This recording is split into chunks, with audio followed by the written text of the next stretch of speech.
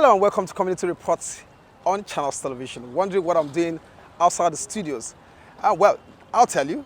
If you've noticed, most states of the Federation have a password or a payoff word when such state is introduced. For instance, Edo State says it is the Big Heart. Imo State, for instance, is known to be the Eastern Heartland. Here in Lagos, it's been described as a state with aquatic splendor, and that's why we're here. We're talking about community of commuters who daily ferry themselves, move from one part of Lagos to another using the inland waterways. And that's what we're about to experience on this week's edition of Community Report. I'll be going on one of those ferry rides from one part of the Lagos Island to the mainland, and that will be done in just 7 minutes. Welcome on board.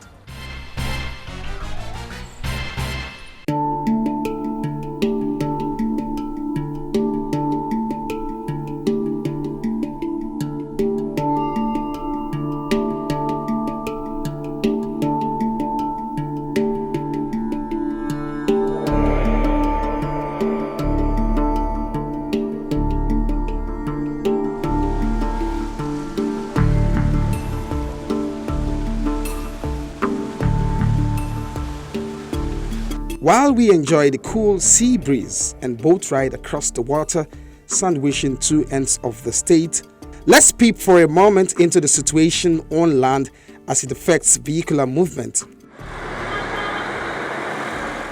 Most Lagosians who move daily across the various parts of Lagos have become very strategic in their mappings and planning, just in a bid to avoid traffic gridlock, a situation which seems to defy all forms of solutions. I spent 6 hours to journey from Ikorodu just down to Friday here.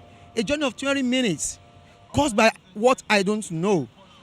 As I'm going back to Ikorodu now, if you go down Ikorodu Road now, Friday from Jibo end down here, it's crazy. In many cases, most Lagosians will not want to be caught on the Lagos Island from 4 p.m. for fear of getting stuck in the popular Third Mainland Bridge traffic snare. Considered the 6th largest city and one of the most rapidly urbanizing metropolitan areas of the world, with a population of over 20 million inhabitants and an annual growth rate of nearly 6%, Lagos State is one of the world's mega cities. This rapid urbanization and exploding population, combined with the poorly executed development plans and poor infrastructure, is one of the major reasons for the numerous transportation problems and continuous traffic gridlock in most parts of the state. With the institution of the bus reform program, and as a state that constantly researches into issues bordering on the safety of the people, we embarked on an extensive review and harmonization of observed areas of overlaps, conflicts, and ambiguities in all laws in the transport sector. This culminated in the passing by the State House of Assembly in a law to consolidate all laws relating to the development and management of a sustainable transport system in Lagos State. The absence of effective rail and water mass transit system and the over-reliance on road-based transportation system has contributed to the number of road accidents recorded, increasing rates of traffic-related emissions and atmospheric pollution. Lagos is a city-state regarded as the economic and commercial capital of Nigeria. It has a total area of 3,577.28 square kilometers, of which 779.56 square kilometers, representing about 22%, is wetland, and a population density of 6,515 persons per square kilometers. There are about 2,600 kilometers of roads in Lagos that are frequently congested, with over 1 million vehicles plying the roads on a daily basis, and this according to the African Association of Public Transport 2010. Estimated population growth do not favor the road transportation considering current circumstances. So while government continue to tackle the gridlock, this is a viable alternative to commute. Water transportation, and it is getting busy.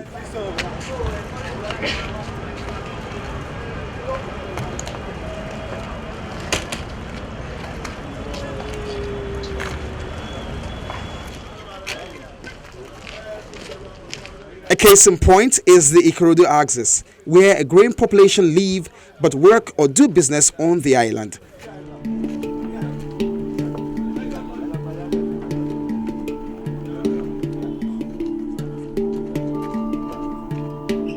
A handful of investors have taken advantage of the water to create a connection to the island.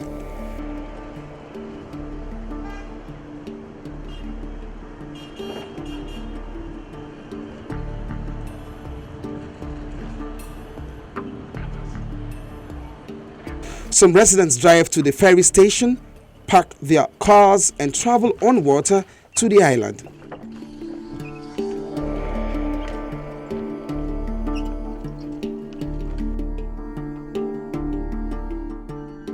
We have different routes, but one ticket. If you are going to CMS Ebutero, there is a boat designated for that. If you are going to via Ikoyi, there is also a boat designated for that. In the morning, the first boat leaves every 6:15 in the morning, depending on the weather. If the weather is not friendly, we don't move until we are sure that the weather is okay to move. Every morning, every 6:15.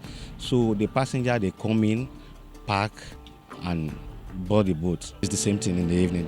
We start operation from 3:30 because mostly people will take on island. They are either bankers, oil workers, and we have that is the corporate passenger, and we also have the market women as well.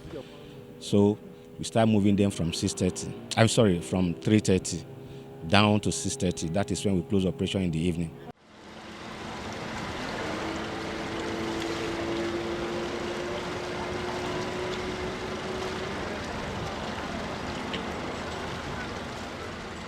While safety raises some concern and phobia, the operators carry out their business under the watchful eyes of both the federal and state government. Actually, it's the phobia that many Nigerians, or Africans, let me say Africans, have for water transportation. Everybody is afraid. Whereas, when you look at the accident rate in a year, how many accidents do you record on water transportation? Most of the time, just very, very minimal. Whereas, when you go to road transportation, when you want to compare it, almost every hour, almost every day, you record fatal accidents. And it's unfortunate that I still have to go back to government, that if the enlightenment is there, many passengers will be encouraged to go by road.